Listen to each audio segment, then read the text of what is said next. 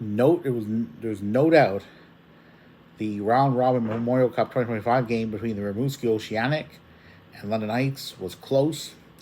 A late game empty netter from Easton Cowan, assisted by Denver Barkey and Sam O'Reilly at the 18:08 mark, having made that game a 2-goal affair rather than a win by 1 goal. In that entire game, there were, 4 goals. The first by Eric Smateko from Matthew Catafor from the Oceanic at the 2:14 mark of the second period. And then it was 3 straight goals from London Knights. Henry Bucevich, unassisted, 9:47 in the second period. And the third, before the Cowan goal, Jacob Julian from Kasper Haltunen and East Cowan turned out to be the game winner.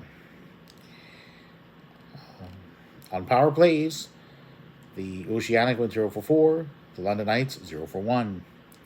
Face-offs, 35 wins by the Oceanic and 23 by the London Knights. Shots on goal were 9-9 in the first period, 14-8 in favor of the London Knights in the second, and 13-12 in favor of the Knights in the third. 36-29 total shots on goal. Goalies used in the game from the Oceanic, Mathis Langevin having stopped 33 of 35 shots, with Austin Elliott having stopped all but 1 of 29 in the win.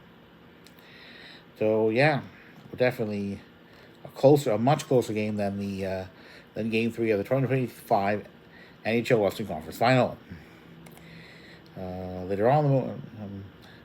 Later on Monday Eastern Daylight Time, it'll be the turn of the Moncton Wildcats to face the Medicine Hat Tigers. 7 p.m. EDT broadcast start time on at least one TSN channel.